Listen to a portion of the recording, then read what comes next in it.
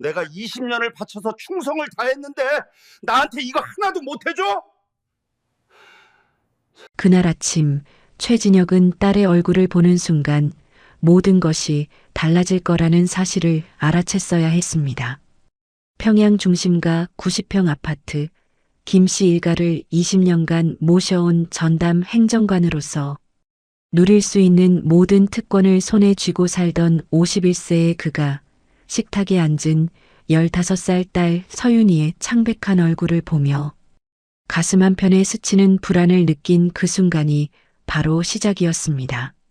외제 냉장고에 가득한 수입 과일도 거실 창밖으로 한눈에 내려다 보이는 평양 시내의 화려한 풍경도 그 어떤 권력도 소용없다는 것을 깨닫게 되는 그 긴 추락의 첫 순간이었던 겁니다.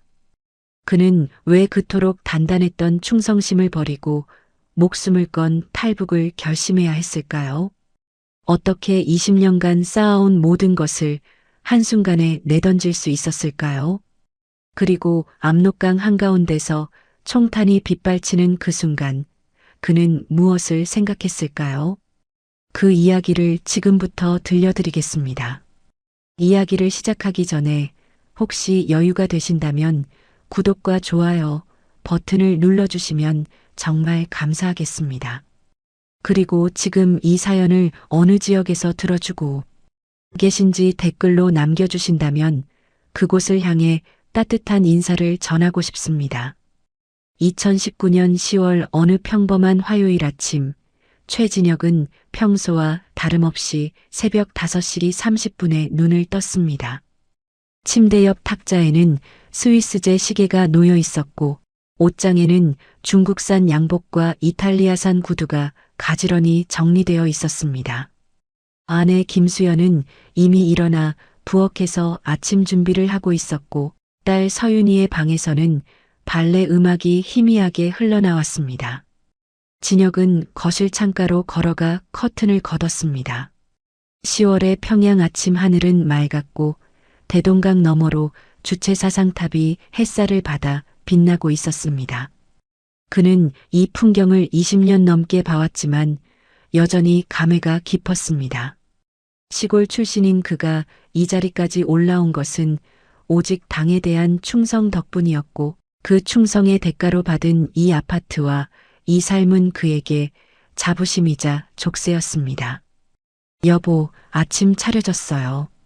수연의 목소리에 진혁은 식탁으로 향했습니다. 밥, 된장국, 생선구이, 김치, 계란말이까지 차려진 아침상은 일반 평양. 주민들은 상상조차 할 수 없는 풍성함이었습니다. 특별 배급으로 받은 쌀은 윤기가 흘렀고 생선은 신선했습니다. 서윤아, 밥 먹어라. 수연이 딸의 방문을 두드렸습니다. 잠시 후 서윤이가 발레 연습복을 입은 채 나왔습니다. 키 165cm, 날씬한 체구에 긴 생머리를 묶은 그 아이는 만수대 예술단 입단을 한 달 앞두고 있었습니다. 예술단에 들어간다는 것은 북에서 최고의 영예였고 진혁 부부는 딸이 그 영광을 얻게 된 것을 무척 자랑스러워했습니다. 아빠, 엄마 잘 주무셨어요? 서윤이는 식탁에 앉으며 인사를 했습니다. 그런데 진혁은 그 순간 뭔가 이상하다는 느낌을 받았습니다. 딸의 얼굴이 평소보다 유난히 창백했고 입술에 혈색이 없었습니다. 서윤아, 어디 아프니? 아니에요, 괜찮아요. 서윤이는 억지로 웃으며 밥그릇을 들었습니다. 하지만 숟가락을 든 손이 미세하게 떨리는 것을 진혁은 놓치지 않았습니다. 딸은 밥을 한 숟가락 뜨더니 천천히 입에 넣었지만 씹는 속도가 느렸고 삼키는 것조차 힘들어 보였습니다. 서윤아, 밥맛이 없니? 수연도 이상함을 느끼고 물었습니다. 아니에요, 엄마. 그냥 오늘 리허설이 있어서 긴장돼서 그래요. 괜찮아요. 서윤이는 밥을 몇 숟가락 더 먹으려 했지만 결국 숟가락을 내려놓았습니다. 평소라면 밥 한 그릇을 거뜬히 비우던 아이가 반도 먹지 못하고 수저를 놓는 모습에 진혁의 가슴 한편에 불안이 스멀스멀 기어 올랐습니다. 많이 먹어야지. 오늘 리허설 있다며? 네, 아빠. 근데 정말 배가 안 고파요. 괜찮아요. 서윤이는 일어서려다 순간 휘청거렸습니다. 수연이 재빨리 딸의 팔을 붙잡았습니다. 서윤아, 엄마 괜찮아요. 그냥 어지러워서. 딸의 얼굴은 더욱 창백해져 있었습니다. 진혁은 자리에서 일어나 딸에게 다가갔습니다. 서윤이의 이마에 손을 대보니 체온은 정상이었지만 이마에 식은 땀이 맺혀 있었습니다. 병원에 가봐야겠다. 아빠, 정말 괜찮아요. 오늘 리허설 빠지면 안 돼요. 한 달 후면 입단식인데. 그래도 몸이 이상하면 병원부터 가야지. 진혁의 목소리에는 걱정이 묻어났습니다. 하지만 서윤이는 고개를 저었습니다. 진짜 괜찮아요. 어제 연습을 좀 많이 해서 피곤한 것뿐이에요. 리허설 끝나고 일찍 들어올게요. 딸은 그렇게 말하고는 가방을 들고 현관으로 향했습니다. 수연이 불안한 표정으로 진혁을 바라봤지만 진혁도 어찌할 방법이 없었습니다. 만수대예술단 입단을 앞둔 아이에게 리허설은 그 무엇보다 중요한 일이었으니까요. 조심히 다녀와라. 힘들면 바로 연락해. 네, 아빠.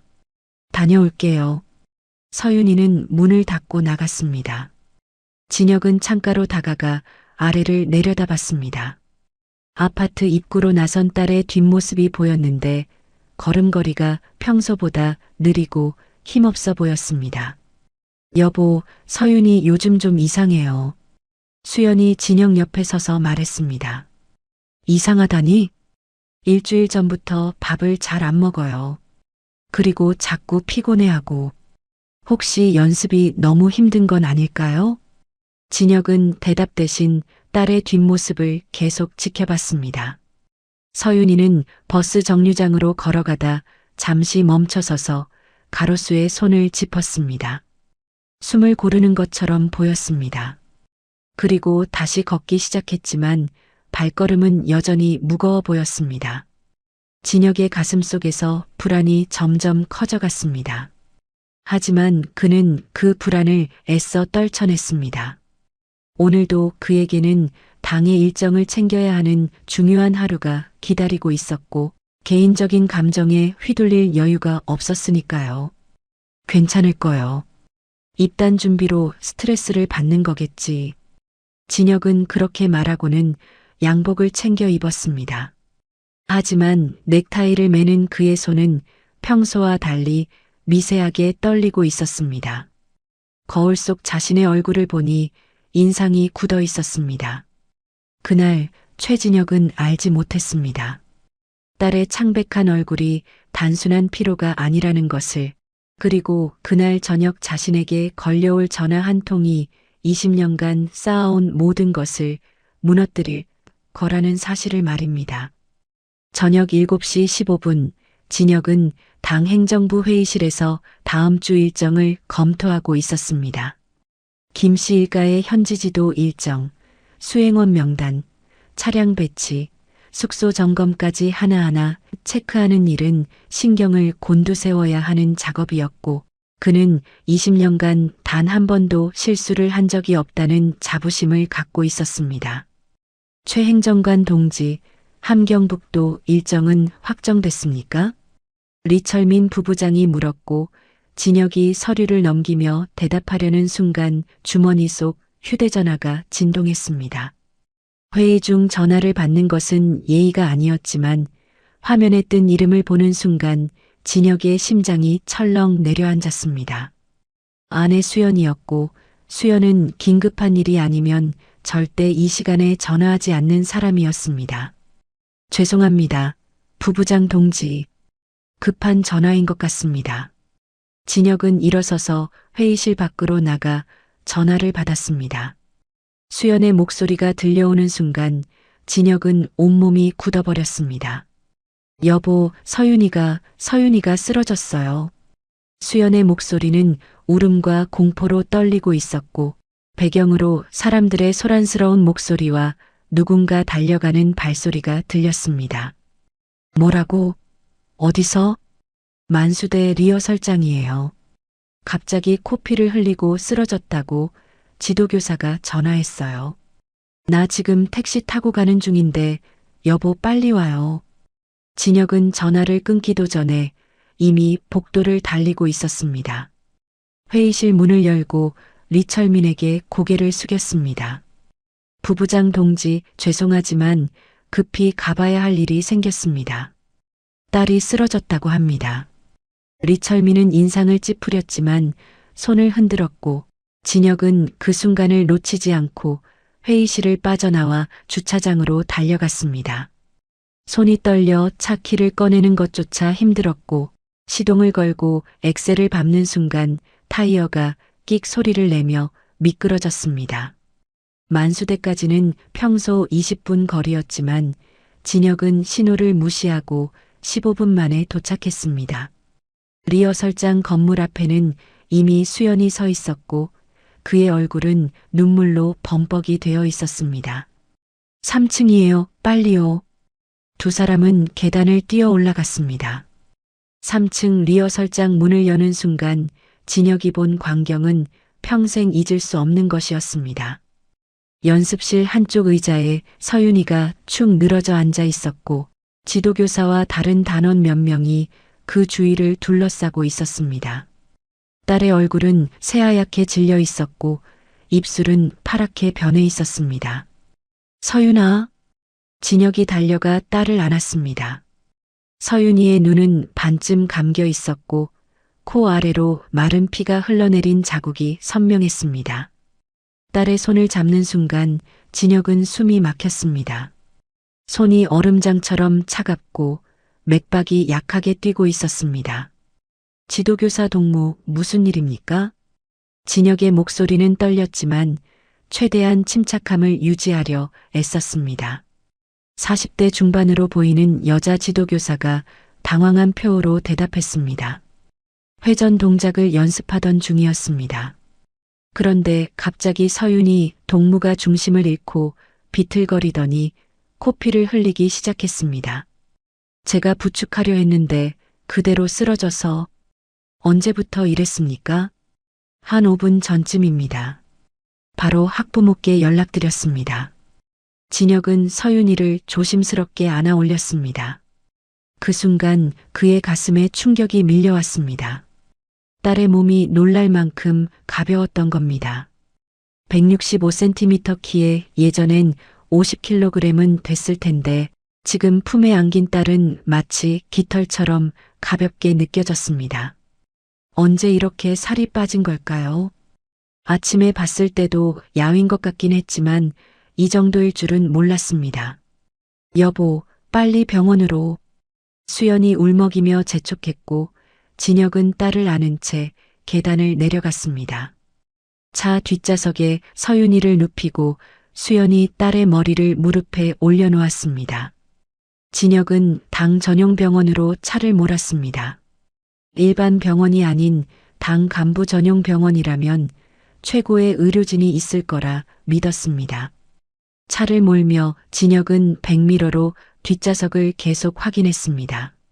수연은 딸의 손을 꼭 잡고 계속 울고 있었고 서윤이는 의식은 있는 것 같았지만 눈을 제대로 뜨지 못하고 신음소리를 냈습니다. 서윤아, 괜찮아. 곧 병원 도착해. 조금만 참아라. 진혁의 목소리도 떨렸습니다. 엑셀을 밟는 발에 힘이 들어가 속도계 바늘이 위험 수위를 넘어섰지만 그는 신경 쓸 여유가 없었습니다. 당 전용 병원 응급실에 도착하자 진혁은 서윤이를 안고 뛰어들어갔습니다. 응급환자입니다. 진혁의 외침에 간호사들이 침대를 끌고 왔고 서윤이를 침대에 눕혔습니다. 의사 2명이 달려와 딸의 상태를 확인하기 시작했습니다. 혈압을 재고 맥박을 체크하고 눈동자에 펜 라이트를 비추고 청진기를 가슴에 댔습니다. 보호자는 밖에서 기다려 주십시오. 간호사가 진혁과 수연을 밀어냈고 응급실 문이 닫혔습니다. 복도에 남겨진 진혁은 벽에 기대 섰습니다. 다리에 힘이 풀려 주저앉을 것 같았습니다. 수연은 복도 의자에 앉아 얼굴을 두 손으로 감싸고 흐느꼈습니다. 왜 진작 병원에 데려가지 않았을까요? 아침에 이상하다고 느꼈으면 그때 데려왔어야 하는데. 수연의 자책에 진혁은 아무 말도 할 수 없었습니다. 자신도 똑같은 생각을 하고 있었으니까요. 아침에 딸의 창백한 얼굴을 보고도, 밥을 제대로 먹지 못하는 걸 보고도 왜 그냥 보냈을까요? 리허설이 중요하다고, 입단식이 얼마 남지 않았다고 그렇게 생각했던 자신이 미웠습니다. 진혁은 복도를 천천히 걸었습니다. 창밖으로 평양의 밤 풍경이 보였습니다. 불빛들이 반짝이고 대동강의 물결이 어둠 속에서 흐르고 있었습니다. 그는 이 도시에서 20년을 살며 권력의 정점까지 올라왔습니다.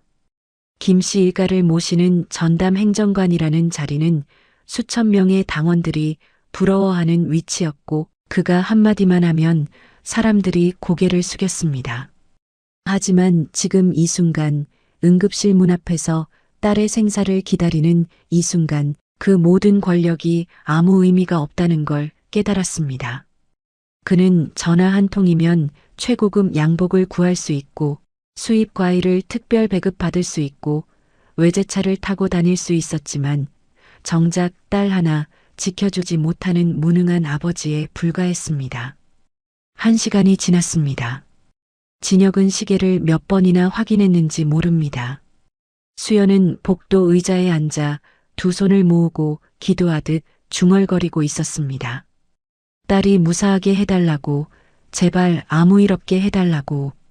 마침내 응급실 문이 열렸습니다. 50대 중반으로 보이는 주치의 박동무가 나왔습니다.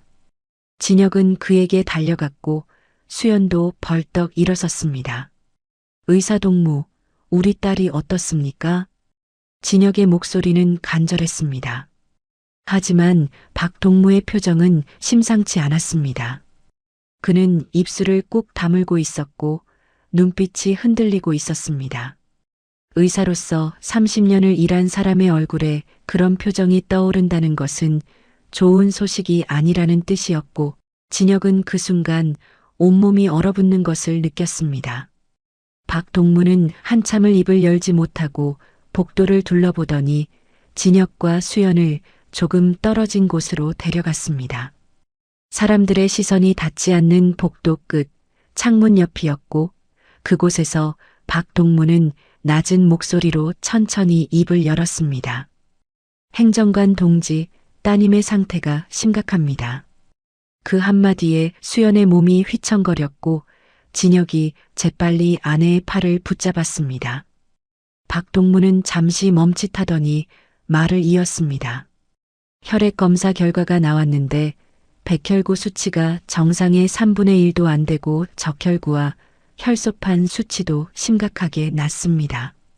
재생불량성 빈혈로 추정되는데 이것은 골수가 제 기능을 하지 못해 혈액을 만들지 못하는 병입니다. 진혁은 의학 용어를 완전히 이해하지 못했지만 박동무의 표정만으로도 상황이 심각하다는 것을 알 수 있었습니다. 그럼 어떻게 해야 합니까? 치료 방법이 있지 않습니까? 일반적으로는 골수 이식이 필요합니다. 적합한 기증자를 찾아 골수를 이식하면 완치 가능성이 높습니다만, 박동무는 다시 말을 멈췄고 진혁은 그 침묵이 무엇을 의미하는지 알아차렸습니다. 하지만 우리 공화국에는 골수 이식을 할 수 있는 시설과 기술이 없습니다. 그 말이 떨어지는 순간 수연이 비명처럼 소리를 질렀습니다. 그럼 우리 서윤이는 어떻게 되는 겁니까? 박동무는 난처한 표호로 주위를 둘러보며 손짓으로 수연을 진정시키려 했습니다. 진혁도 아내의 어깨를 잡고 조용히 하라고 눈빛으로 신호를 보냈습니다. 이곳은 당 전용 병원이었고 복도 어디선가 누군가 듣고 있을지 모르는 일이었습니다. 의사동무 계속 말씀해 주십시오. 진혁이 최대한 침착한 목소리로 말했지만 그의 손은 떨리고 있었습니다. 중국이나 러시아 같은 나라에서는 이 병을 치료할 수 있습니다. 특히 중국의 베이징이나 상하이 같은 큰 병원들은 골수이식 성공률이 90%가 넘습니다. 하지만 우리가 중국으로 갈 방법이 없다는 거죠? 진혁이 박동무의 말을 끊었습니다. 박동무는 고개를 끄덕였습니다. 행정관 동지께서도 잘 아시지 않습니까? 일반 주민의 해외 치료는 당의 특별 허가가 필요하고 그것도 아주 특수한 경우에만 가능합니다. 제가 할 수 있는 것은 수혈과 약물 치료로 증상을 완화시키는 것뿐입니다. 그럼 우리 딸이 얼마나 버틸 수 있습니까? 진혁의 목소리는 떨렸지만 그는 현실을 정확히 알아야 했습니다. 박동무는 한숨을 길게 내쉬었습니다. 지금 상태라면 3개월, 아무리 길어야 6개월입니다. 수혈을 계속하면 조금 더 시간을 벌 수 있겠지만 근본적인 치료 없이는 더 이상의 말은 필요 없었습니다. 수연이 그 자리에 주저앉았고 진혁은 아내를 붙잡느라 정신이 없었습니다. 박동무는 안타까운 표정으로 두 사람을 바라보다가 조용히 말했습니다. 따님은 지금 안정을 취하고 있습니다. 오늘 밤은 입원시켜 경과를 지켜봐야겠습니다. 보호자분들은 잠시 병실에 들어가 따님을 보실 수 있습니다. 박동무가 가리킨 병실 문을 열고 들어가는 순간 진혁은 숨이 막혔습니다. 하얀 병원 침대에 누운 서윤이는 산소 마스크를 쓰고 있었고 팔에는 링거 바늘이 꽂혀 있었습니다. 딸의 얼굴은 아침보다 더 창백했고 입술은 거의 회색빛에 가까웠습니다. 수연이 침대 옆으로 달려가 딸의 손을 잡았습니다. 서윤이는 눈을 감고 있었지만 의식은 있는 것 같았습니다. 엄마의 손길을 느끼자 천천히 눈을 떴습니다. 엄마. 가느다란 목소리였습니다. 수연은 눈물을 흘리며 딸의 손을 두 손으로 감쌌습니다. 서윤아, 괜찮아. 곧 나을 거야. 하지만 그것은 거짓말이었고 진혁도 수연도 서윤이도 모두 알고 있었습니다. 진혁은 침대 반대편에 서서 딸을 내려다봤습니다. 15년 전 처음 딸을 안았을 때가 떠올랐습니다. 작고 따뜻했던 그 아기가 이제는 165cm까지 자랐고 발레를 배우며 꿈을 키웠고 만수대 예술단 입단을 한 달 앞두고 있었습니다. 그런데 지금 그 아이는 병원 침대에 누워 산소 마스크를 쓰고 있었고 의사는 6개월이라고 했습니다.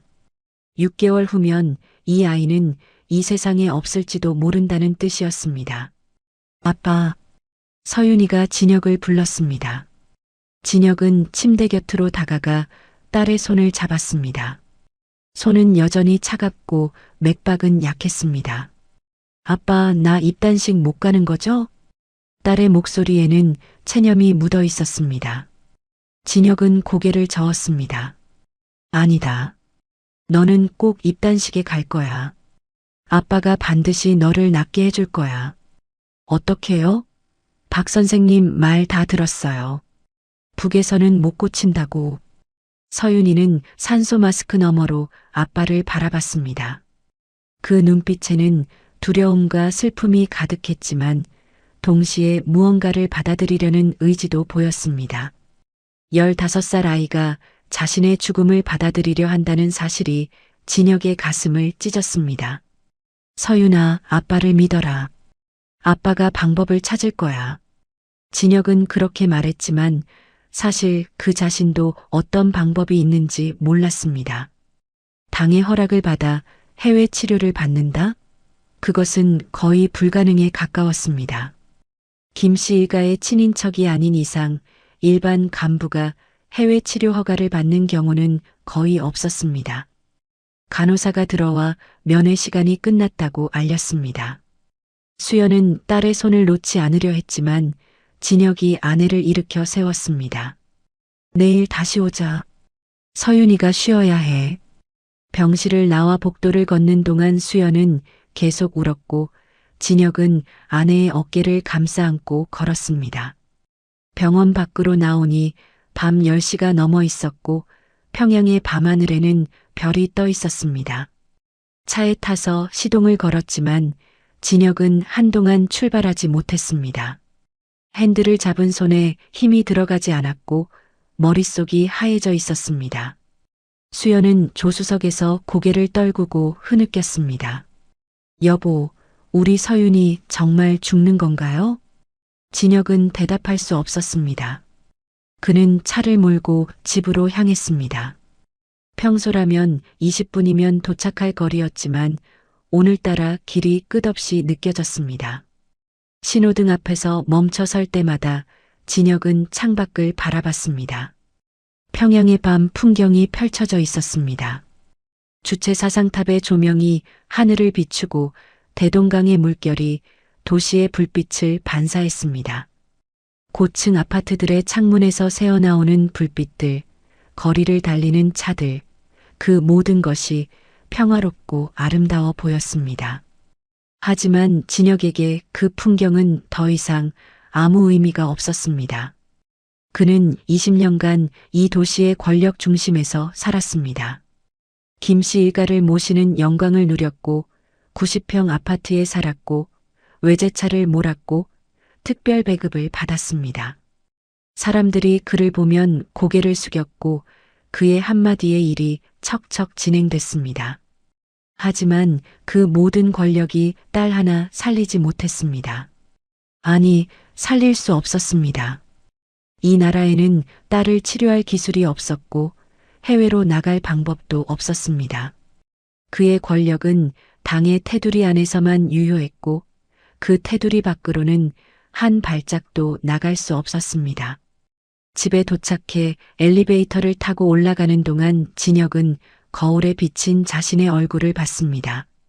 51세, 백발이 섞인 머리, 주름진 이마, 지친 눈빛.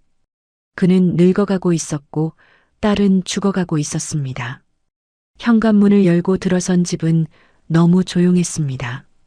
거실의 소파, 식탁, 텔레비전, 그 모든 것이 그대로 있었지만 서윤이가 없는 집은 텅 빈 것처럼 느껴졌습니다. 수연은 딸의 방문을 열고 들어가더니 침대에 앉아 서윤이의 베개를 안고 울었습니다. 진혁은 거실 창가로 걸어가 커튼을 걷었습니다. 평양 야경이 눈앞에 펼쳐졌습니다. 저 아래 어딘가에서는 사람들이 평범한 밤을 보내고 있을 것입니다. 저녁을 먹고 텔레비전을 보고 내일을 준비하고. 하지만 진혁의 세계는 오늘 완전히 무너져 내렸습니다. 그날 밤 최진혁은 처음으로 생각했습니다. 탈북을, 이 나라를 떠나는 것을, 그것이 딸을 살릴 수 있는 유일한 방법이라면 설령 그것이 배신이 되고 총살감이 되더라도 그는 그 길을 갈 수밖에 없다는 것을. 하지만 그 생각은 너무 위험했고 진혁은 3일 동안 다른 방법을 찾으려 애썼습니다. 매일 아침 병원에 들러 서윤이를 보고 출근했고 저녁에는 다시 병원으로 가서 딸과 시간을 보냈습니다. 서윤이는 수혈을 받으며 조금씩 기력을 되찾는 것처럼 보였지만 박동무는 진혁을 따로 불러 말했습니다. 이건 일시적인 호전일 뿐입니다. 근본적인 치료 없이는 한 달, 길어야 2달 후면 다시 악화될 겁니다. 그 말을 들은 밤 진혁은 결심했습니다. 마지막으로 한 가지 방법을 시도해 보기로. 바로 리철민 부부장에게 직접 무릎을 꿇고 간청하는 것이었습니다. 리철민은 당 행정부 부부장으로 김씨 일가와 직접 소통하는 몇 안 되는 인물이었고 진혁은 20년간 그 밑에서 일했습니다. 만약 리철민이 위에 건의만 해준다면 딸의 해외 치료 허가를 받을 가능성이 조금이라도 있을 것이라 생각했습니다. 4일째 되는 날 오후 진혁은 리철민의 사무실 문을 두드렸습니다. 손이 떨렸고 목구멍이 말라 있었지만 그는 이것이 마지막 기회라는 것을 알았습니다. 들어오시오. 리철민의 목소리가 들렸고 진혁은 문을 열고 들어갔습니다. 사무실은 넓고 깨끗했습니다. 한쪽 벽에는 김일성과 김정일의 초상화가 걸려 있었고 책상 위에는 서류들이 정갈하게 정리되어 있었습니다. 리철민은 58세로 회색빛 양복을 입고 의자에 앉아 있었고 그의 눈빛은 언제나처럼 날카로웠습니다. 최동지, 무슨 일이오? 리철민은 진혁을 올려다보며 물었습니다. 진혁은 평소라면 바로 업무 보고를 시작했겠지만 오늘은 달랐습니다. 그는 한 발짝 앞으로 나아가더니 리철민 앞에서 무릎을 꿇었습니다. 리철민의 표정이 굳어졌습니다. 20년간 함께 일한 부하가 갑자기 무릎을 꿇는 것은 심상치 않은 일이었습니다. 최동지, 이게 무슨 짓이오? 부부장 동지, 제발 부탁드립니다. 진혁의 목소리는 떨렸지만 그는 고개를 숙이고 말을 이어갔습니다. 제 딸이 재생불량성 빈혈이라는 병에 걸렸습니다. 당 전용병원 박 동무는 골수이식이 필요하다고 했지만 우리 공화국에는 그 기술이 없다고 했습니다. 중국에서는 치료가 가능하다고 합니다. 리철민은 차를 마시며 진혁을 내려다봤습니다. 그의 표정에는 아무런 감정도 드러나지 않았습니다. 그래서 부부장 동지께서 위에 건의해 주십시오. 제 딸만은 해외 치료를 받을 수 있도록 허락해달라고. 20년간 당을 위해 충성해온 이 최진혁의 딸 하나만이라도 살려주십사 하고 진혁의 목소리는 점점 작아졌고 마지막에는 거의 애원에 가까웠습니다. 그는 고개를 들어 리철민을 바라봤습니다. 20년간 존경하고 따랐던 상사의 얼굴에서 조금이라도 동정의 빛을 찾으려 했습니다. 하지만 리철민의 표정은 차갑게 굳어 있었습니다. 그는 찻잔을 내려놓고 천천히 입을 열었습니다. 최동지, 일어나시오. 부부장 동지, 일어나라고 했소. 리철민의 목소리가 높아졌고 진혁은 천천히 일어섰습니다. 무릎이 후들거렸지만 그는 리철민 앞에 똑바로 섰습니다. 최동지, 자네는 지금 무엇을 요구하는 거요? 당의 원칙을 깨달라는 거요? 아닙니다. 단지 제 딸 하나만. 자네 딸 하나? 최동지, 우리 공화국에는 자네 딸처럼 아픈 아이들이 수천 명이요. 그들 모두에게 해외 치료를 허락해 줄 수 있겠소? 당은 개인의 정을 우선하지 않소. 그것이 우리가 지켜온 원칙이요. 리철민의 말은 정확했고 냉정했습니다. 진혁은 그 말이 틀리지 않다는 것을 알았지만 인정할 수 없었습니다. 하지만 부부장 동지, 저는 20년간 당을 위해 헌신했습니다. 김씨 일가를 모시며 단 한 번도 실수한 적이 없고 밤낮 없이 일했습니다. 그런데 이제 제 딸 하나 살리지 못한다면 그 충성이 무슨 의미가 있습니까? 진혁의 목소리에는 절박함과 함께 분노가 섞여 있었습니다. 리철민은 진혁을 똑바로 바라보며 말했습니다. 최동지, 지금 자네가 하는 말이 들리는가? 충성의 대가를 바라는 그런 충성이 진짜 충성이겠소? 당을 위해서라면 자식도 바칠 각오를 해야 하는 법이요. 그것이 진정한 혁명가의 자세요. 그 말에 진혁의 몸이 굳어졌습니다. 자식도 바치라고요? 15살 딸을 그냥 죽게 내버려 두라는 말입니까? 부부장 동지, 그럼 저는 어떻게 해야 합니까? 그냥 딸이 죽어가는 걸 지켜보기만 하란 말입니까? 당이 할 수 있는 최선을 다하고 있지 않소? 당 전용 병원에서 치료받고 있고 수혈도 받고 있고 그것만으로도 감사해야 하는 거요. 리철민은 서류를 집어들며 대화가 끝났다는 신호를 보냈습니다. 하지만 진혁은 물러서지 않았습니다. 부부장 동지, 제발 한 번만 건의해 주십시오. 딱 한 번만이라도. 그만하시오.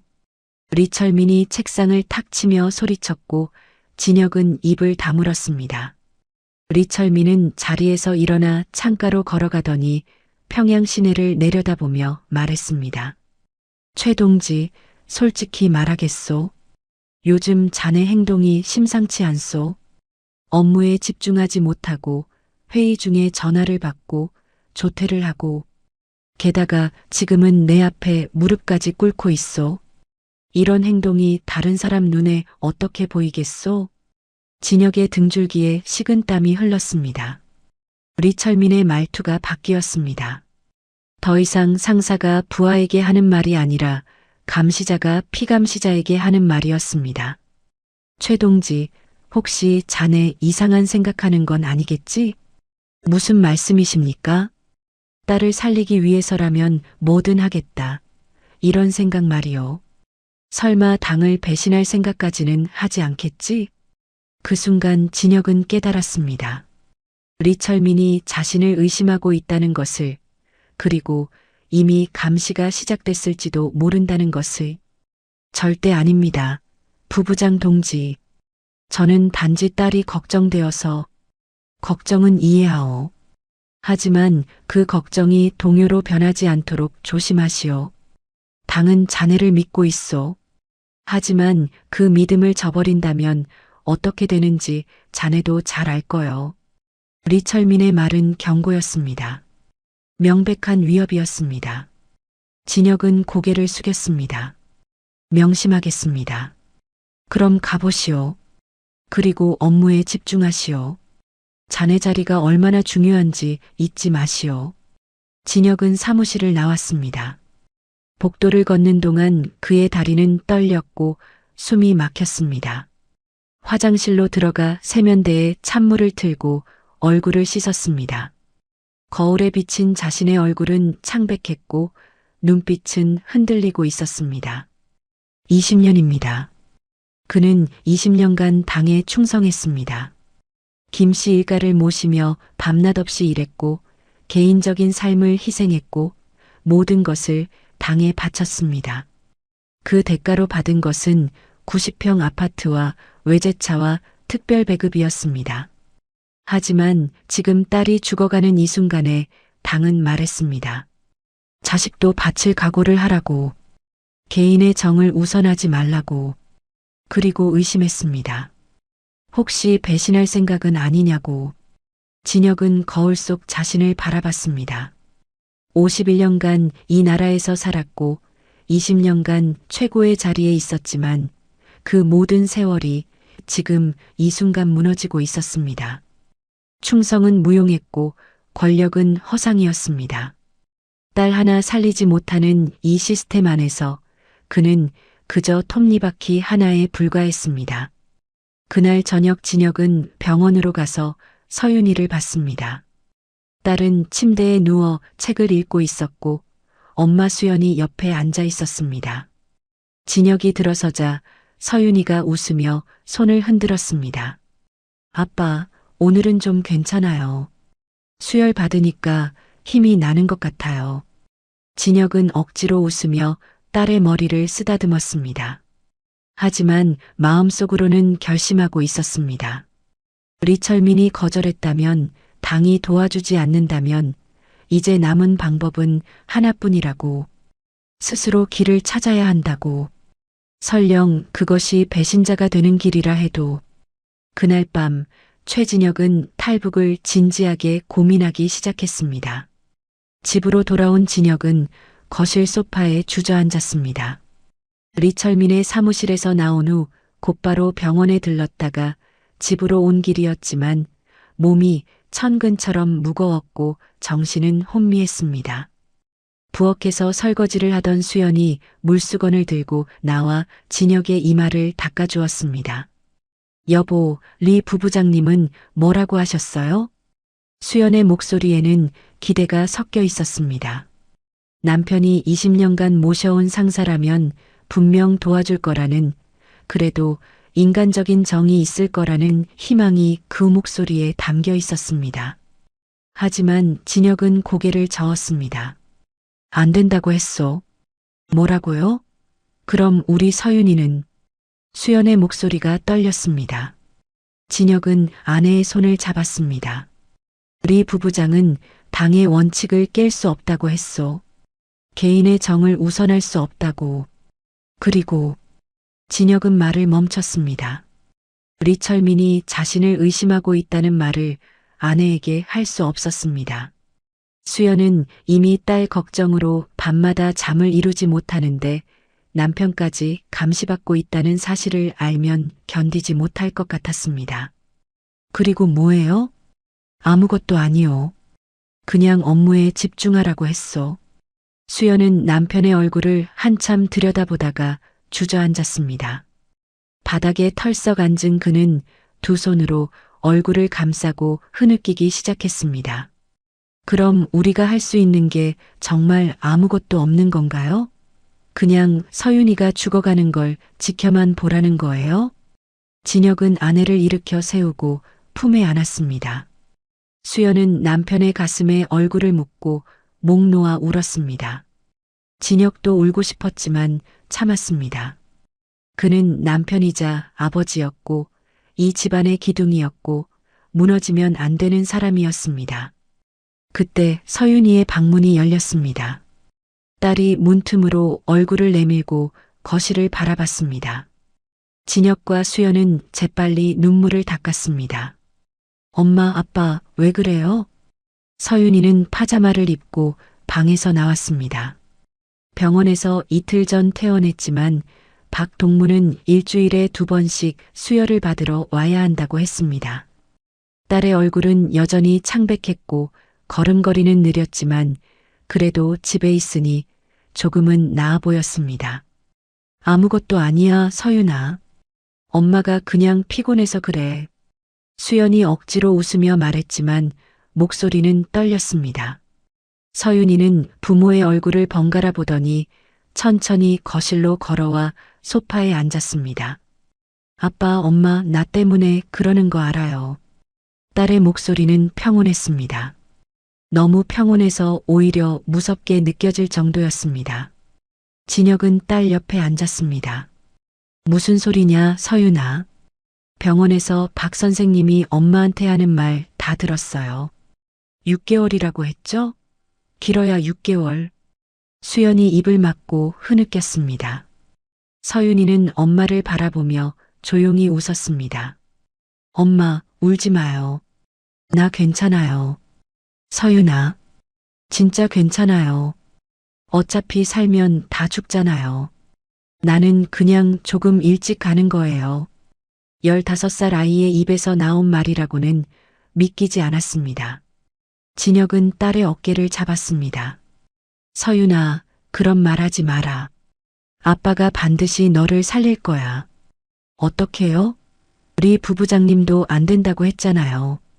아빠 목소리 다 들렸어요. 방문 틈으로. 서윤이는 아빠의 손을 잡았습니다. 딸의 손은 얼음장처럼 차갑고 가늘었습니다. 언제 이렇게 말랐는지 뼈가 만져질 정도였습니다. 아빠, 나 괜찮다니까요. 병원에서 약 받아왔어요. 박 선생님이 통증 없을 거라고 했어요. 그냥 조금씩 약해지다가 자는 것처럼 갈 거래요. 서윤아, 제발 그런 말 하지 마. 진혁의 목소리가 떨렸습니다. 딸은 아빠 무릎에 머리를 기댔습니다. 아빠는 나 때문에 걱정 너무 많이 해요. 엄마도 매일 울고 나는 아프지 않아요. 정말로.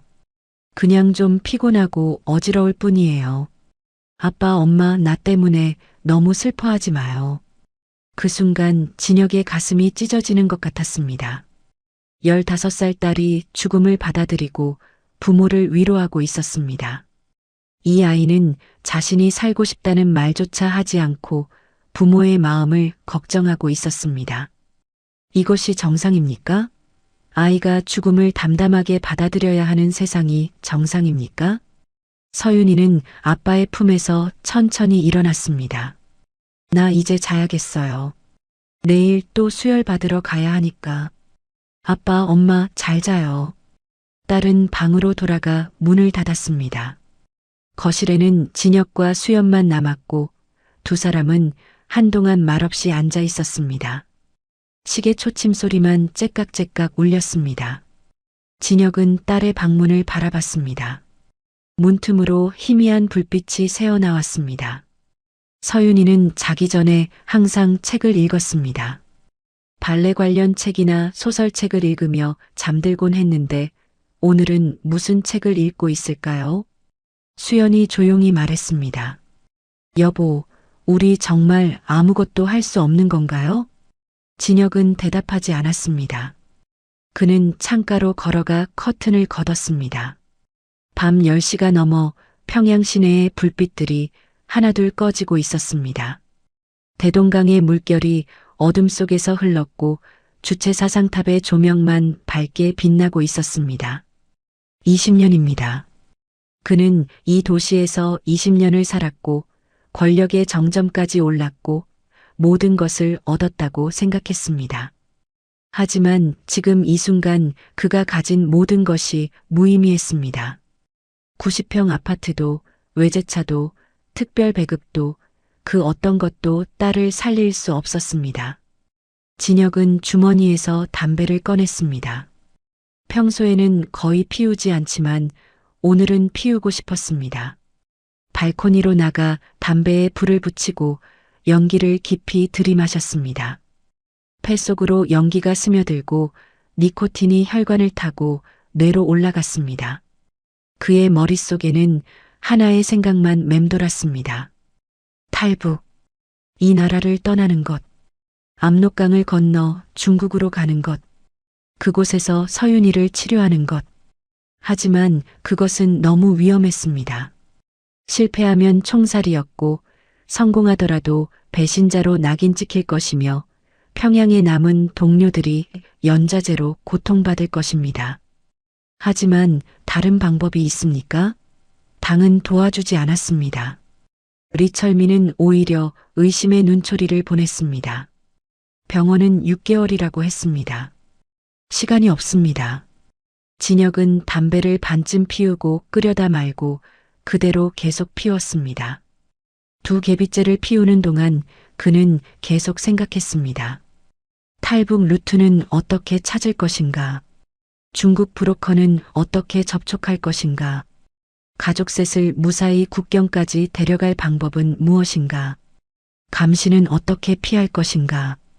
발코니 문이 열리고 수연이 나왔습니다. 그는 남편 옆에 서서 평양 야경을 바라봤습니다. 여보, 당신 무슨 생각하고 있어요? 진혁은 담배를 끄고 아내를 바라봤습니다. 당신은 서윤이를 위해서라면 무엇이든 할 수 있소? 수연은 남편의 눈을 들여다봤습니다. 진혁의 눈빛이 평소와 달랐습니다. 결연하고 무섭기까지 한 눈빛이었습니다. 무슨 말이에요? 만약 서윤이를 살릴 방법이 있는데 그것이 위험하다면 그래도 할 수 있겠소? 수연은 잠시 침묵하다가 고개를 끄덕였습니다. 할 수 있어요. 위험해도 무서워도 우리 딸을 살릴 수 있다면. 진혁은 아내의 손을 꼭 잡았습니다. 그럼 나를 믿으시오. 내가 방법을 찾겠소. 어떤 방법이든. 수연은 남편이 무슨 생각을 하는지 정확히 몰랐지만 그의 눈빛에서 결심을 읽었습니다. 그는 고개를 끄덕이고 남편의 손을 두 손으로 감쌌습니다. 그날 밤 진혁은 잠들지 못했습니다. 침대에 누워 천장을 바라보며 계획을 세웠습니다. 우선 중국 접촉책을 찾아야 했습니다. 예전에 무역 업무로 신의주에 출장 갔을 때 만났던 중국인 장 사장이 떠올랐습니다. 그는 압록강 건너 단둥에서 무역회사를 운영했고 북한 간부들과 자주 거래했습니다. 그에게 연락하면 탈북 브로커를 소개받을 수 있을지도 모릅니다. 새벽 4시 진혁은 일어나 책상에 앉았습니다. 노트를 꺼내 펜을 들었습니다. 그리고 조심스럽게 계획을 적기 시작했습니다. 신의주 출장 명목 만들기, 장 사장 접촉 방법, 가족 동행 구실, 국경 통과, 시간대, 필요한 물품 목록 하나하나 적어 내려가며 진혁은 자신이 정말로 이 일을 하려 한다는 것을 깨달았습니다. 20년간 쌓아온 모든 것을 버리고 배신자가 되고 총살의 위험을 무릅쓰고 그는 딸을 살리기 위해 이 나라를 떠나기로 결심했습니다. 아버지로서 할 수 있는 마지막 선택이었습니다. 결심한 다음 날부터 진혁은 조심스럽게 움직였습니다. 우선 신의주 출장 명분을 만들어야 했고 그것은 생각보다 어렵지 않았습니다. 김씨 일가의 현지지도 일정 중 하나가 신의주 방직 공장 방문이었고 진혁은 사전 점검 명목으로 출장을 신청했습니다. 리철민은 서류를 훑어보고는 도장을 찍었습니다. 이틀 안에 돌아오시오. 예, 부부장 동지. 진혁은 서류를 받아들고 사무실을 나왔습니다. 손이 떨렸지만 표정은 평온하게 유지했습니다.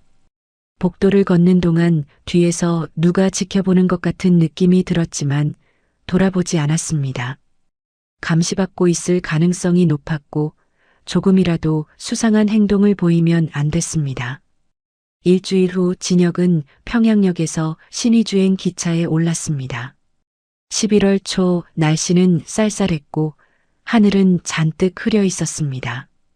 기차 안에서 진혁은 창밖을 바라봤습니다. 평양을 벗어나자 들판이 펼쳐졌고 농민들이 추수를 끝낸 밭에서 일하는 모습이 보였습니다.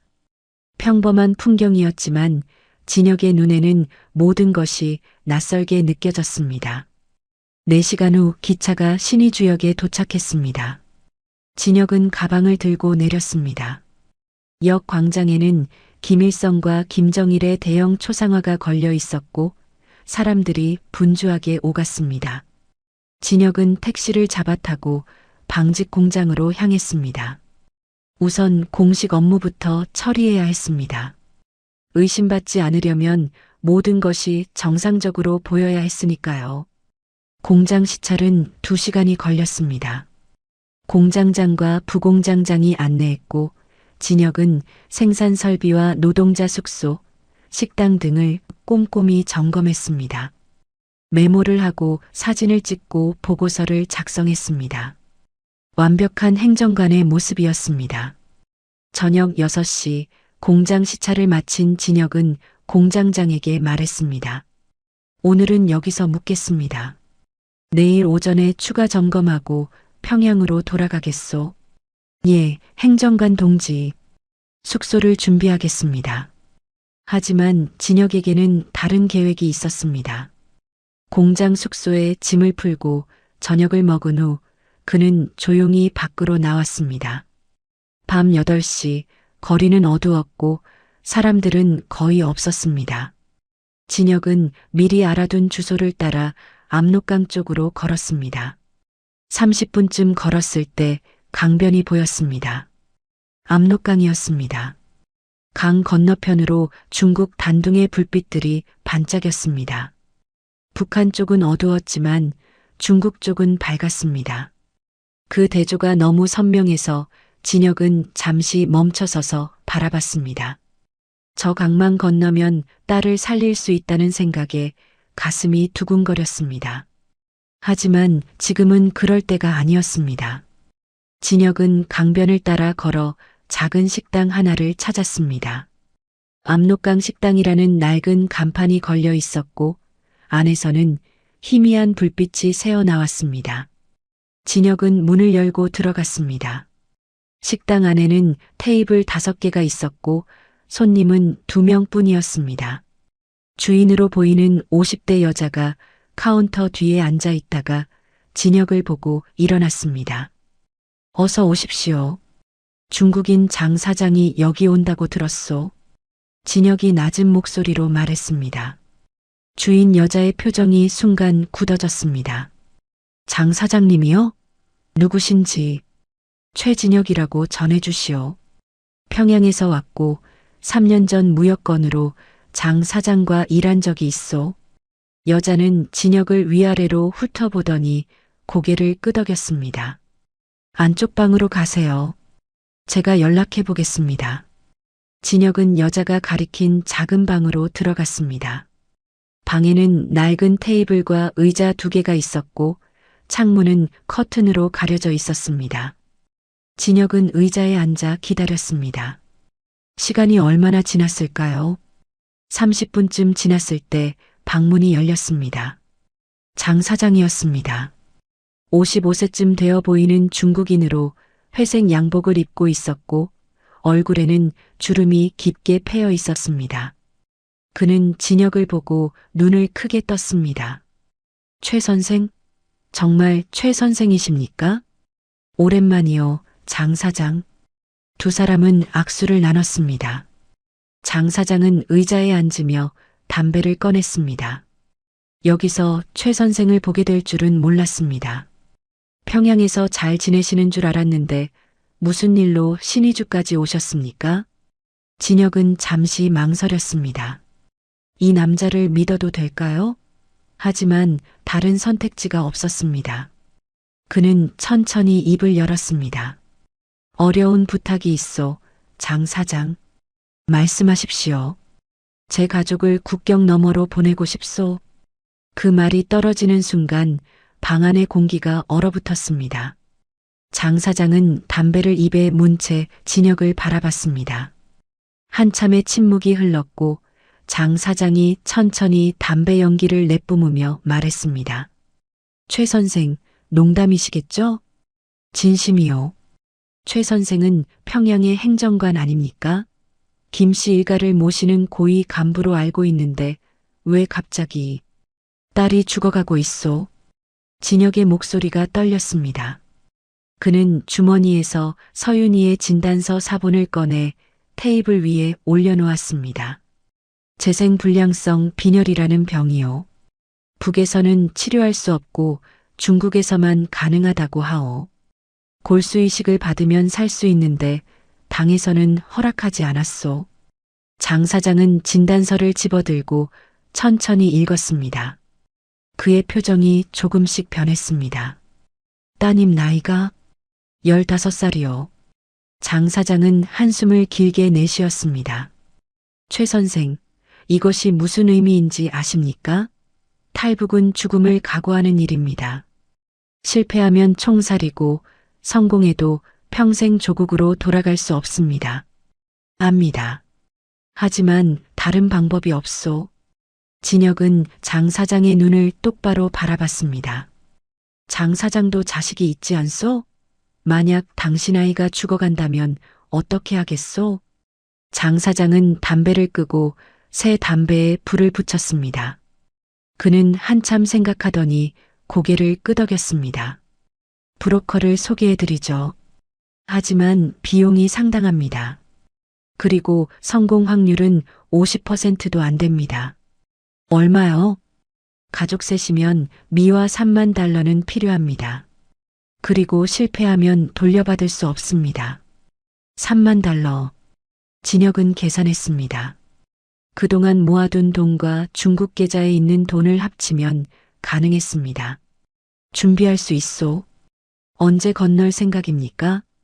한 달 안에. 한 달? 장 사장이 놀라 물었습니다. 너무 급한 것 아닙니까? 준비 기간이 부족합니다. 딸에게 시간이 없소. 의사는 6개월이라고 했지만 언제 악화될지 모르오. 최대한 빨리 건너야 하오. 장 사장은 한참 진혁을 바라보다가 고개를 끄덕였습니다. 알겠습니다.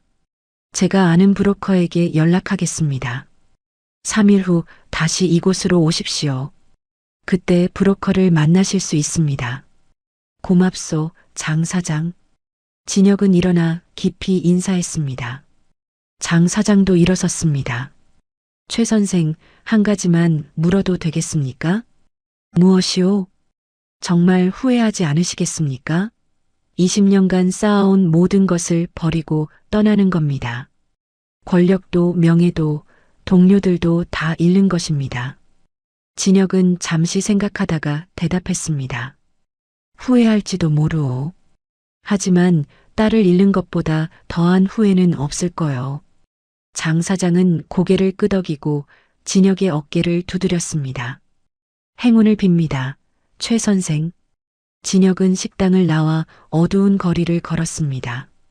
압록 강변을 지나 숙소로 돌아가는 길, 그는 강 건너편 중국의 불빛들을 다시 한번 바라봤습니다.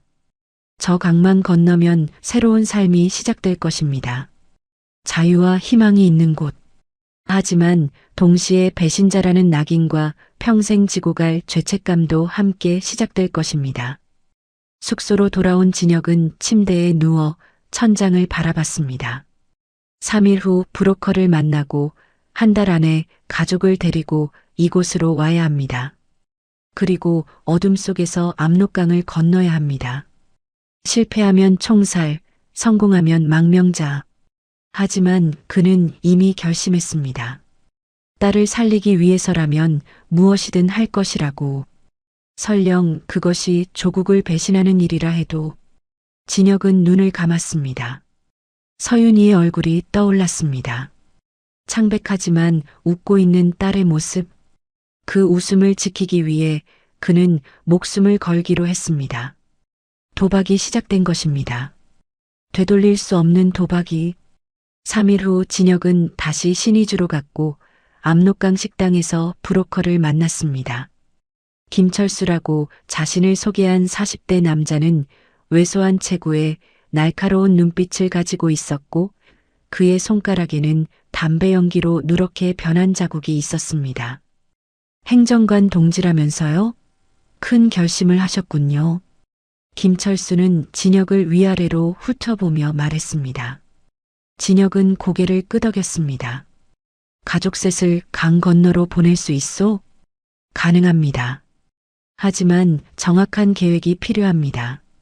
신의주 경비가 삼엄해서 타이밍을 잘못 잡으면 총에 맞습니다. 김철수는 테이블 위에 손으로 그린 지도를 펼쳤습니다. 압록강의 지형과 경비 초소 위치, 순찰 경로가 표시되어 있었습니다. 새벽 2시가 가장 안전합니다. 경비 교대 시간이 1시 50분에서 2시 5분 사이거든요. 15분의 틈이 있습니다. 그 시간에 이 지점에서 보트를 타고 건너면 됩니다. 보트는 제가 준비합니다. 작은 고무보트인데 3명이 타면 됩니다. 노를 저어서 5분이면 중국 쪽에 닿습니다. 거기서 제 사람들이 차로 단둥 안전가옥까지 데려갑니다. 진혁은 지도를 자세히 들여다봤습니다. 강폭이 그리 넓지 않았지만 어둠 속에서 노를 저어 건넌다는 것은 위험천만한 일이었습니다. 비용은 가족 셋에 3만 달러입니다. 절반은 지금 주시고 나머지는 중국에 도착해서 주시면 됩니다. 진혁은 가방에서 봉투를 꺼냈습니다. 안에는 15,000달러가 들어 있었습니다. 그동안 조금씩 모아둔 돈과 중국 계좌에서 인출한 돈이었습니다. 김철수는 돈을 세어보고 주머니에 넣었습니다. 한 달 후 12월 15일 이곳에서 만납시다. 그날 새벽 2시에 건너는 겁니다. 그렇게 계획이 확정됐습니다. 진혁은 평양으로 돌아와 3개월 동안 완벽하게 이중 생활을 했습니다. 낮에는 충성스러운 행정관으로 김씨 일가의 일정을 관리했고 밤에는 탈북을 준비하는 아버지로 조심스럽게 재산을 정리했습니다. 중국 계좌로 조금씩 돈을 빼돌렸고 필요한 물품 목록을 만들었고 가족에게 계획을 설명했습니다. 수연은 처음 듣고 기절할 뻔했지만 결국 동의했습니다. 서윤이는 놀랐지만 아빠를 믿는다고 말했습니다. 아빠, 우리 정말 중국 가면 내가 나을 수 있어요? 그래, 서윤아. 베이징에 좋은 병원이 있다. 거기서 골수이식 받으면 완전히 나을 수 있어. 딸은 고개를 끄덕이고 아빠를 안았습니다. 진혁은 딸을 꼭 껴안으며 다짐했습니다. 반드시 성공하겠다고, 이 아이를 살리겠다고. 하지만 3개월은 너무 긴 시간이었고 거짓말을 계속한다는 것은 생각보다 힘든 일이었습니다. 진혁은 날마다 리철민과 마주쳤고 회의에 참석했고 보고서를 작성했고 동료들과 대화했습니다. 모든 순간이 연기였고 한순간이라도 방심하면 들킬 것 같았습니다. 특히 리철민의 시선이 날카로워졌습니다. 그는 진혁을 볼 때마다 의심하는 눈빛을 보냈고 가끔 예고 없이 진혁의 사무실에 들러 업무 상황을 점검했습니다. 진혁은 그럴 때마다 침착함을 유지하려 애썼지만 등에서 식은땀이 흘렀습니다. 그리고 드디어 12월 14일 출발 하루 전날이 왔습니다. 진혁은 다시 한번 신의주 출장을 신청했고 이번에는 가족 동반을 요청했습니다. 딸이 많이 아픕니다. 마지막으로 여행이라도 시켜주고 싶습니다. 리철민은 서류를 받아들고 한참 들여다봤습니다. 그의 손가락이 서류 위를 천천히 훑쳤고 진혁은 그 손가락의 움직임을 지켜보며 숨을 참았습니다. 최 동지, 예, 부부장 동지, 사무실로 오시오. 리철민의 목소리는 평소보다 낮았고 차갑게 느껴졌습니다. 진혁은 리철민을 따라 사무실로 들어갔습니다. 문이 닫히는 소리가 유난히 크게 들렸고 진혁의 심장은 미친 듯이 뛰기 시작했습니다. 앉으시오. 리철민이 가리킨 의자에 앉았지만 진혁의 몸은 경직되어 있었습니다. 리철민은 책상 앞에 서서 진혁을 내려다봤습니다. 최 동지, 내일 신의주 간다고? 예. 왜 가족을 데려가려 하나? 그 질문에 진혁의 등에서 식은땀이 흘렀습니다. 들켰나? 아니면 의심하는 것뿐인가? 진혁은 최대한 평온한 목소리로 대답했습니다. 딸이 오래 못 삽니다. 박동무가 길어야 몇 달이라고 했습니다. 마지막으로 압록강이라도 보여주고 싶습니다. 리철민은 창가로 걸어가 평양 시내를 내려다봤습니다. 한참의 침묵이 흘렀고 그 침묵이 진혁에게는 영원처럼 느껴졌습니다. 최 동지, 솔직히 말하겠네. 요즘 자네 행동이 수상하다는 보고가 있었네. 진혁의 심장이 멎는 것 같았습니다. 무슨 말씀이십니까? 자네가 중국 계좌로 돈을 빼돌리고 있다는 정보가 있네. 또 신의주에서 수상한 사람들과 만났다는 제보도 들어왔고 진혁은 온몸이 얼어붙었습니다. 감시당하고 있었던 겁니다. 그동안의 모든 움직임이 보고됐을지도 모릅니다. 부부장 동지, 그것은 오해입니다. 오해? 리철민이 돌아서서 진혁을 똑바로 바라봤습니다. 그럼 설명해 보시오. 왜 중국 계좌로 돈을 옮기고 왜 신의주에서 브로커 같은 자들과 만났나? 진혁의 머릿속이 빠르게 돌아갔습니다. 거짓말을 만들어야 했습니다. 그것도 설득력 있는 거짓말을. 부부장 동지, 중국 계좌는 딸의 치료비를 위한 겁니다. 혹시라도 당에서 허락이 떨어지면 바로 사용하려고 준비해 둔 것입니다. 그럼 브로커는? 브로커가 아닙니다. 중국에서 의료 정보를 구하는 사람입니다. 골수 이식이 가능한 병원을 알아보려고 만난 겁니다. 리철민은 진혁을 한참 바라보다가 책상으로 돌아와 앉았습니다. 최 동지, 자네를 20년간 봐왔네. 자네는 충성스럽고 유능한 간부였지. 하지만 요즘 자네는 예전 같지 않아. 딸 때문에 판단력이 흐려진 것 같네. 부부장 동지, 혹시 자네 이상한 생각하는 건 아니겠지? 설마 탈북 같은 걸 생각하는 건 아니겠지? 그 질문이 떨어지는 순간 방 안의 공기가 얼어붙었습니다. 진혁은 리철민의 눈을 똑바로 바라보며 대답했습니다. 절대 아닙니다. 제가 20년간 당을 위해 헌신했는데 왜 배신을 하겠습니까? 단지 딸이 죽어가는 것을 보며 아버지로서 할 수 있는 것을 찾고 있을 뿐입니다. 리철민은 진혁을 오래 응시했습니다. 그의 눈빛은 날카로웠고 의심으로 가득했습니다. 진혁은 눈을 피하지 않고 똑바로 바라봤습니다. 조금이라도 흔들리면 끝이라는 것을 알았습니다. 한참 후 리철민이 한숨을 쉬었습니다. 조심하게, 최 동지. 당은 자네를 지켜보고 있네. 만약 이상한 짓을 한다면 자네뿐 아니라 자네 가족도 무사하지 못할 걸세. 그것은 명백한 경고였습니다. 위협이었습니다. 진혁은 고개를 끄덕였습니다. 명심하겠습니다. 부부장 동지. 신의주 다녀와서 바로 보고하게. 그리고 이상한 행동하지 말고. 예, 부부장 동지. 진혁은 일어나 사무실을 나왔습니다. 문을 닫는 순간 무릎에 힘이 풀려 쓰러질 것 같았지만 참았습니다. 복도를 걷는 동안 등에서 땀이 줄줄 흘렀고 손이 떨렸습니다. 화장실로 들어가 문을 잠그고 세면대에 손을 짚었습니다. 거울 속 자신의 얼굴은 창백했고 눈빛은 흔들리고 있었습니다. 찬물로 얼굴을 씻었지만 떨림은 멈추지 않았습니다. 들켰을까요? 아니면 의심만 하는 걸까요? 리철민의 말투로 봐서는 확실한 증거는 없는 것 같았지만 감시는 확실히 받고 있었습니다. 내일 신의주로 가면 경비원들이 따라붙을지도 모릅니다. 압록강까지 가는 것조차 불가능할 수도 있습니다. 하지만 이제 돌아갈 수 없었습니다. 브로커에게 돈을 줬고 내일 새벽 2시가 약속 시간이었습니다. 가지 않으면 돈도 날리고 기회도 잃습니다. 그리고 서윤이는 날마다 약해지고 있었습니다. 진혁은 거울 속 자신을 바라봤습니다.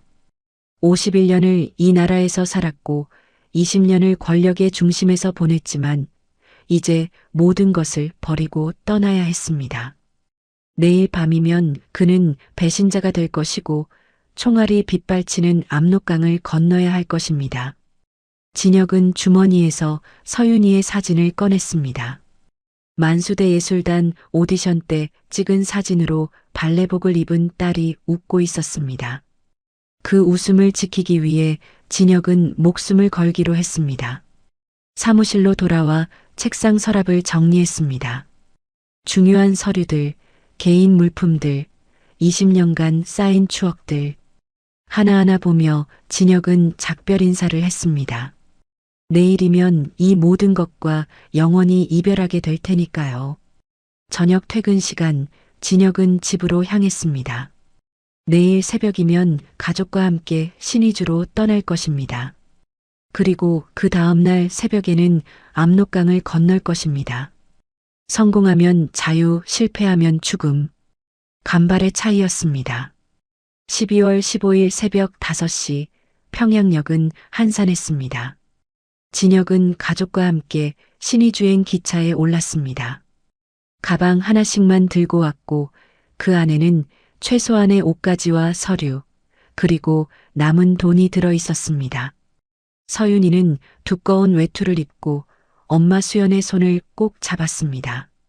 딸의 얼굴은 여전히 창백했지만 눈빛만은 살아 있었습니다. 기차가 출발했고 창밖으로 평양 시내가 멀어졌습니다. 진혁은 창밖을 바라보며 이것이 마지막이라고 생각했습니다. 20년간 살았던 이 도시, 권력의 중심이었던 이곳을 다시는 볼 수 없을 것입니다. 주체 사상탑이 점점 작아졌고 대동강이 시야에서 사라졌습니다. 여보, 괜찮아요?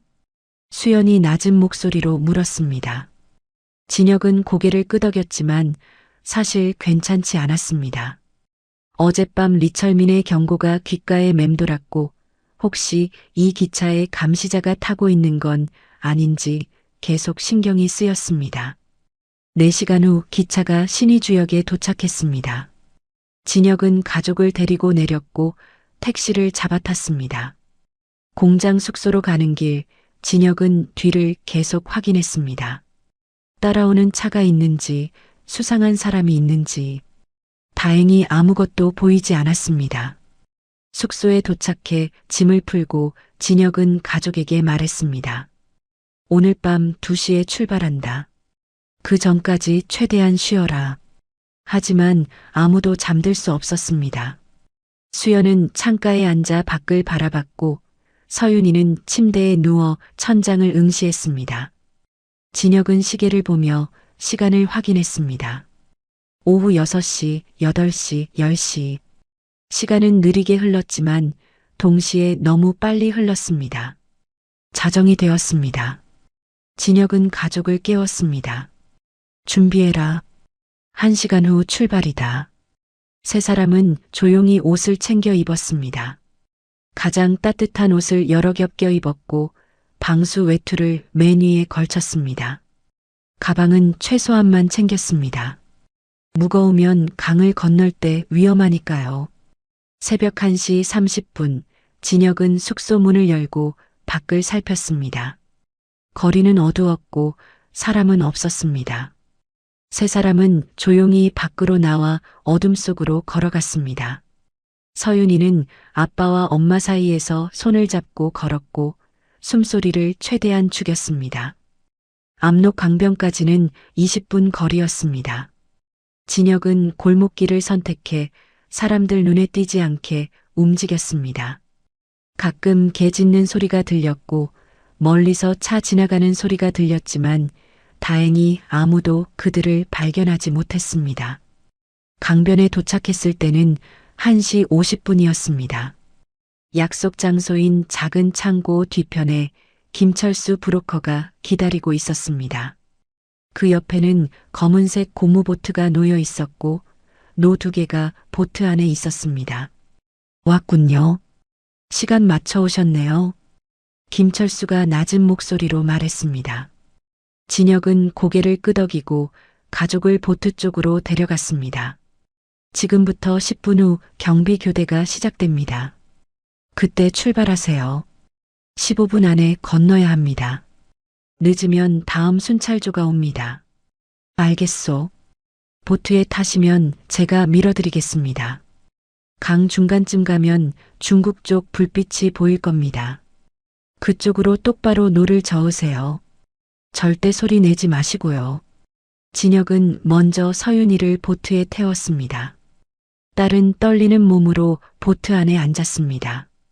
수연이 그 옆에 앉았고 딸을 꼭 안았습니다. 진혁은 맨 뒤에 앉아 노를 잡았습니다. 준비됐습니까? 김철수가 물었고 진혁은 고개를 끄덕였습니다. 그 순간 진혁의 가슴 속에서 20년의 기억이 스쳐 지나갔습니다. 평양 아파트, 김씨 일가, 리철민 부부장, 동료들, 권력, 명예, 모든 것. 하지만 지금 이 보트 안에 있는 것이 전부였습니다. 아내와 딸, 그것만이 진짜였습니다. 김철수가 시계를 확인했습니다. 지금입니다. 그가 보트를 밀었고 보트가 물 위로 미끄러졌습니다. 진혁은 노를 저었습니다. 강물은 차갑고 어둠은 깊었습니다. 12월의 압록강물은 얼음장처럼 차가워서 물보라가 튈 때마다 얼굴이 얼얼했습니다. 진혁은 미친 듯이 노를 저었습니다. 팔에 힘을 주고 온몸에 무게를 실어 노를 밀었습니다. 보트가 천천히 앞으로 나아갔습니다. 뒤를 돌아보니 북한 땅이 점점 멀어지고 있었습니다. 앞을 보니 중국 단둥의 불빛이 희미하게 보였습니다. 아빠 힘들어요? 서윤이가 떨리는 목소리로 물었습니다. 진혁은 고개를 저었습니다. 괜찮아. 조금만 참아라. 강 중간쯤 왔을 때였습니다. 뒤편에서 갑자기 손전등 불빛이 비쳤습니다. 진혁의 심장이 멎는 것 같았습니다. 경비병이었습니다. 거기서 누구야? 고함 소리가 어둠을 찢었습니다. 진혁은 뒤를 돌아봤습니다. 강변에 2명의 경비병이 서 있었고 손전등으로 보트를 비추고 있었습니다. 빨리 노를 저어. 진혁이 외쳤고 수연도 앞쪽 노를 잡았습니다. 두 사람은 필사적으로 노를 저었습니다. 보트가 속도를 냈지만 경비병들도 강변을 따라 달리기 시작했습니다. 탕! 총성이 울렸습니다. 물보라가 보트 옆에서 튀었습니다. 서윤이가 비명을 질렀습니다. 아빠! 수연이 딸을 감쌌습니다. 진혁은 노를 더욱 세게 저었습니다. 팔이 아팠지만 멈출 수 없었습니다. 또 한 발의 총성. 이번에는 더 가까웠습니다. 탕, 탕. 연속으로 총알이 날아왔습니다. 진혁의 왼쪽 어깨에 뭔가 스치는 느낌이 들었고 따뜻한 액체가 흘러내렸습니다. 피었습니다. 총알이 어깨를 스친 것입니다. 여보. 수연이 소리쳤지만 진혁은 멈추지 않았습니다. 피가 흘렀지만 통증은 나중 문제였습니다. 지금은 살아야 했습니다. 딸을 살려야 했습니다. 중국 땅이 가까워졌습니다.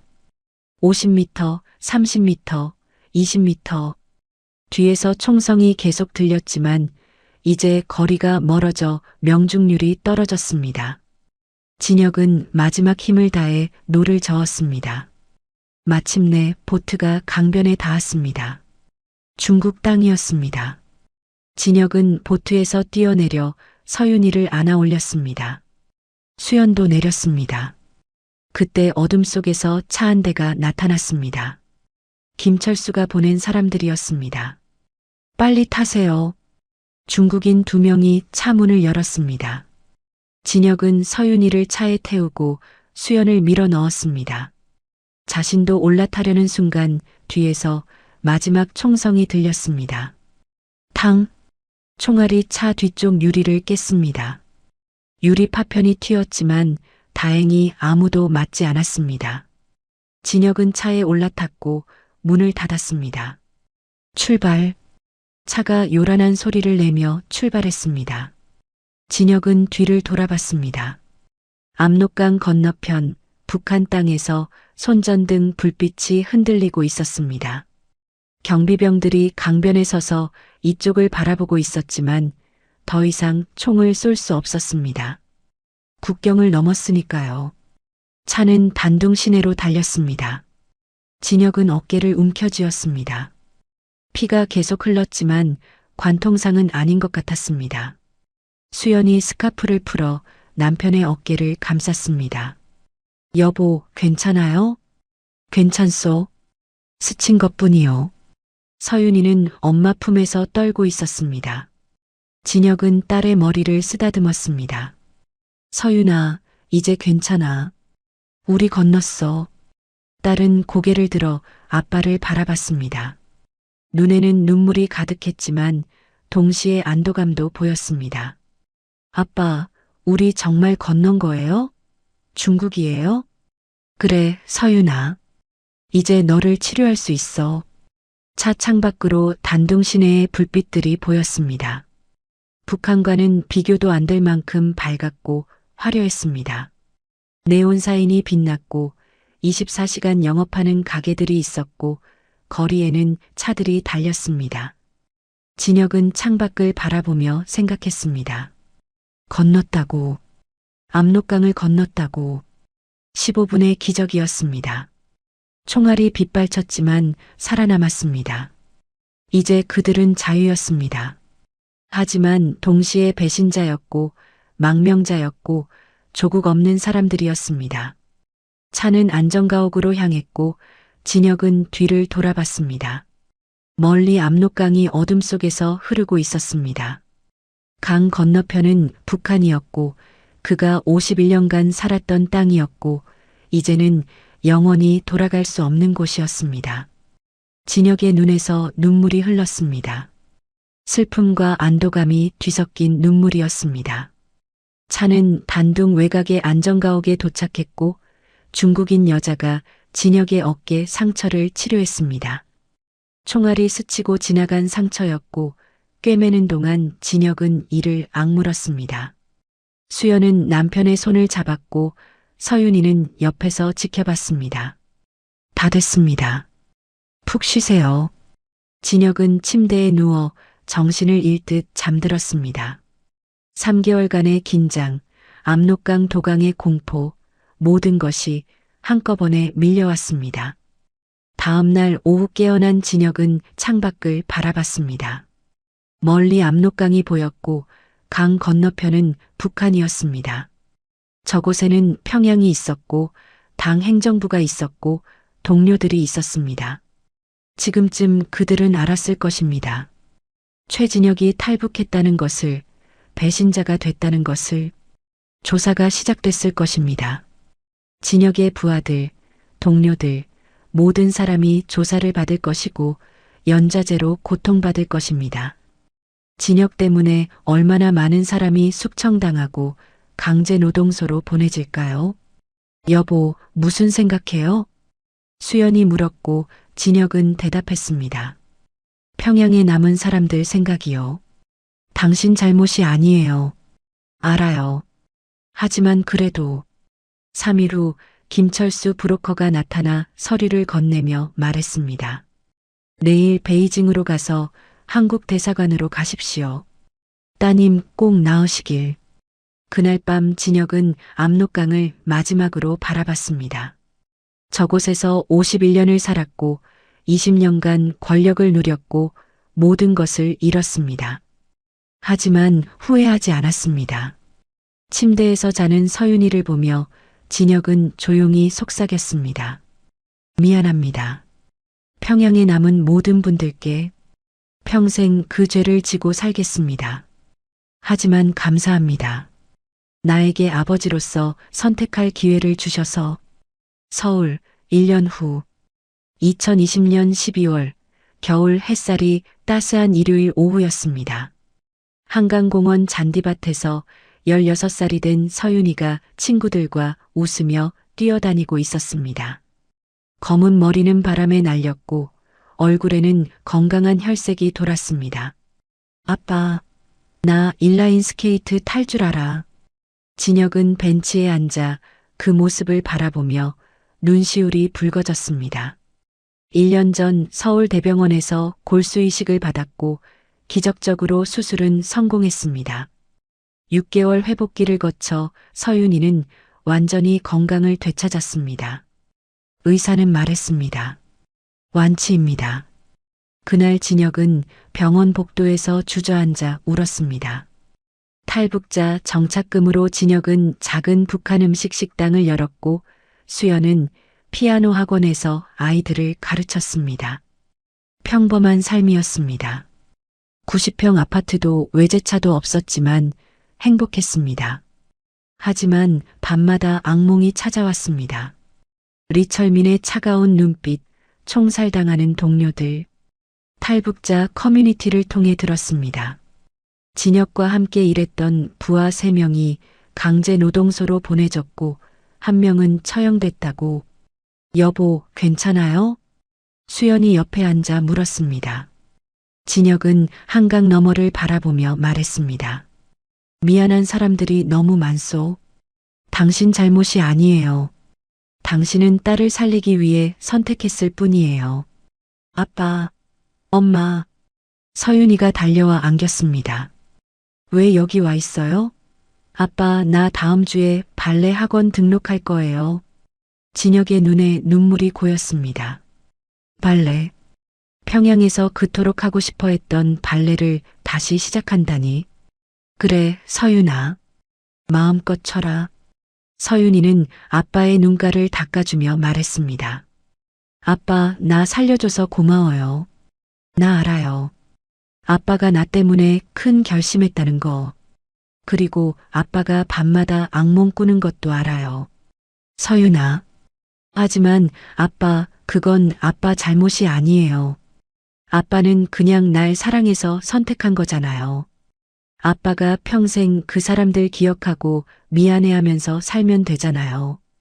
대신 나를 행복하게 해주세요. 진혁은 딸을 꼭 안았습니다. 수연도 2사람을 안았습니다. 한강변에서 가족 셋이 껴안고 서 있었고 겨울 햇살이 그들을 비쳤습니다. 진혁은 북쪽을 바라보며 조용히 속삭였습니다. 미안합니다. 평생 기억하겠습니다.